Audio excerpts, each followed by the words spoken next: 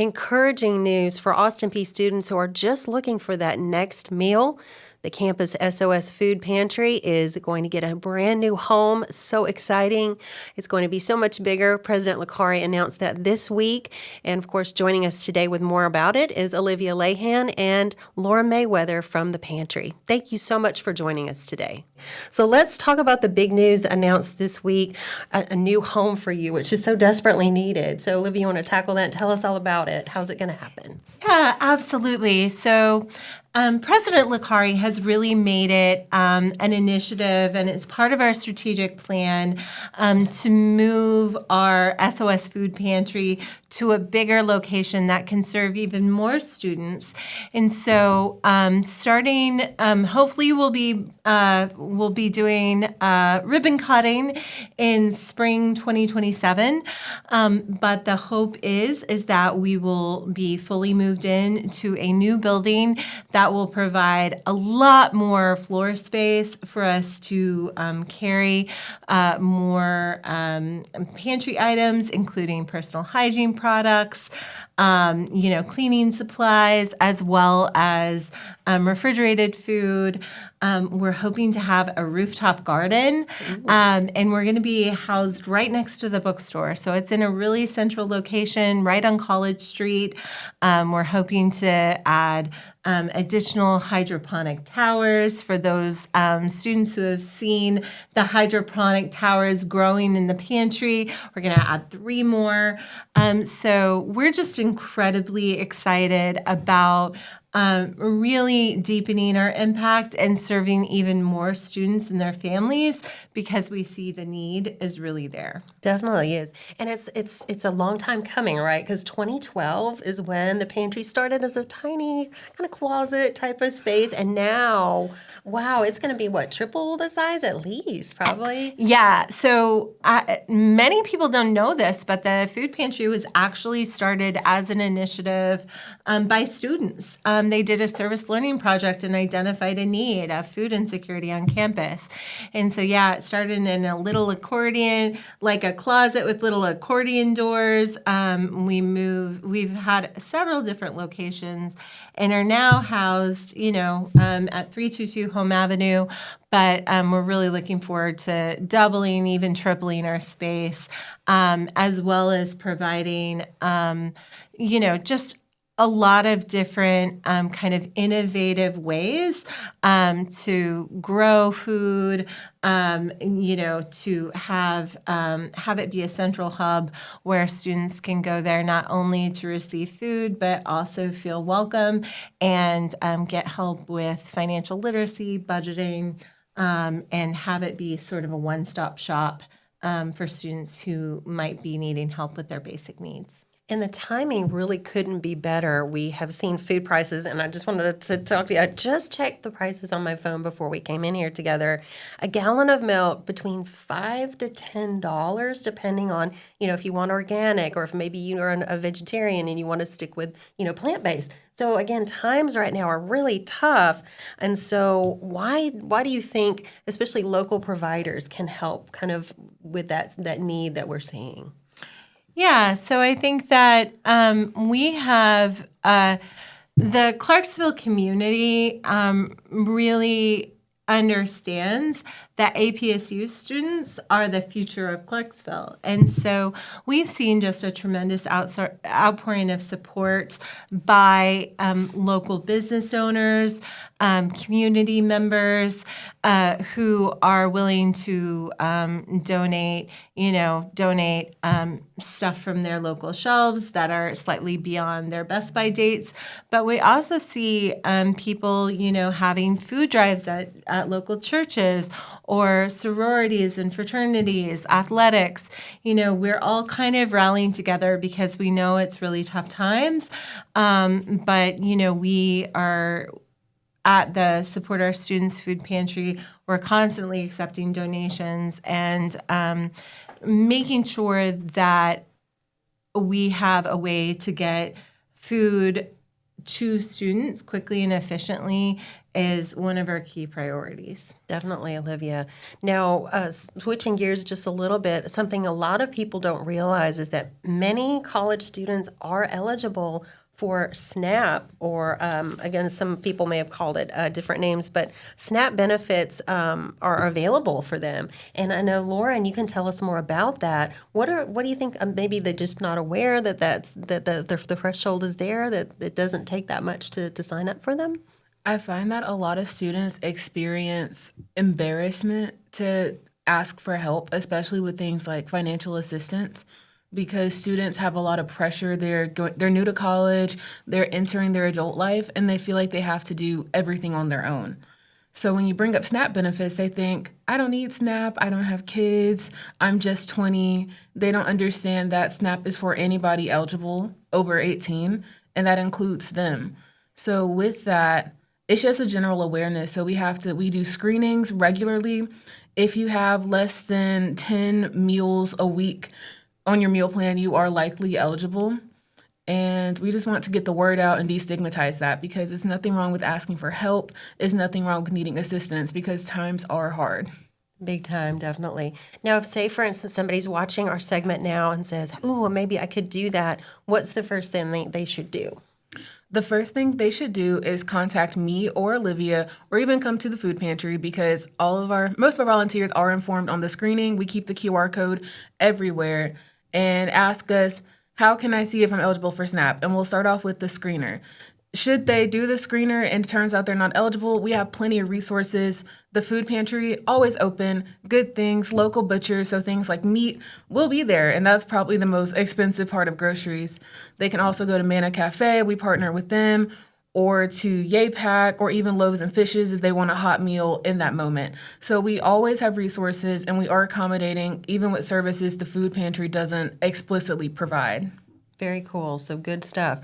So now let's talk a little bit about emergency funds. So some sort of similar, maybe somebody is in a hard time and maybe they've found out, oh no, I don't have enough money for that rent payment, or oh no, I've got a medical problem and I've got a one-time fee I've got to pay for this medical thing. What are the things that people can do to get those emergency funds? Yeah, that's a great question. So we understand that several or the majority of Austin Peay students are first-generation students. A lot of students don't have a huge safety net to fall back on and don't have a lot of savings. So if they run into an unanticipated emergency, it's a real struggle, and we don't want that to get in the way of them being academically successful. So there's a couple of different things that students can do if they're struggling financially. The first thing is they can reach out to me, the basic needs coordinator, Olivia, and just have a conversation.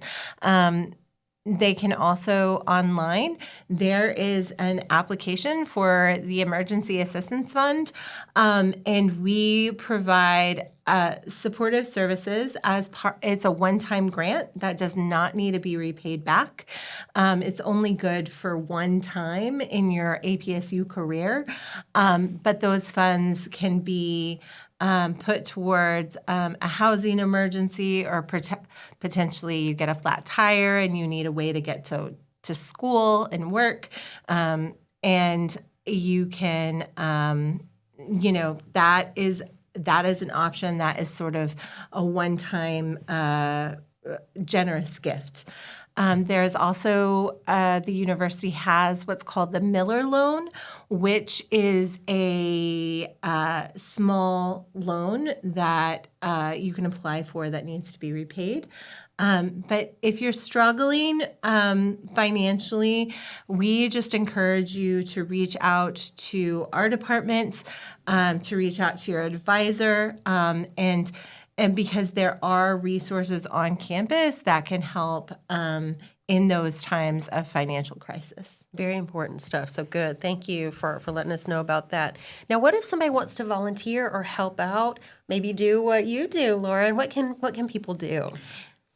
Oh, Like one way that they can volunteer is we have a form on the Austin P S.O.S Food Pantry website that they can fill out to request a time, or even if they want to just show up when they can. Help is always appreciated. There's always something to do.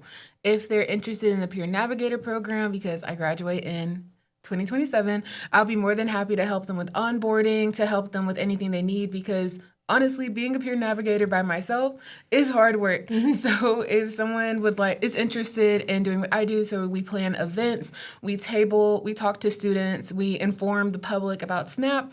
Again, contact me or Olivia, and we'd be happy to tell them more in more depth, more detail, get them in contact with the Student Basic Needs Coalition.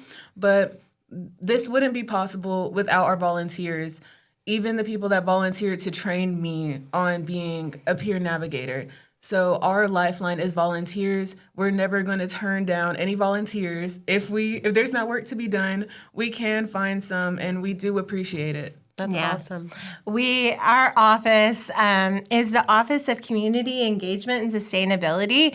So if you want to tend to the chickens, or you want to help out with the recycling at a football game, there are many, many opportunities for volunteering. And next week is actually there are volunteer opportunities that are available all week, including with some of our food insecurity partners, Manna Cafe, Loaves and Fishes, as well as Habitat for Humanity. Wonderful. That's awesome.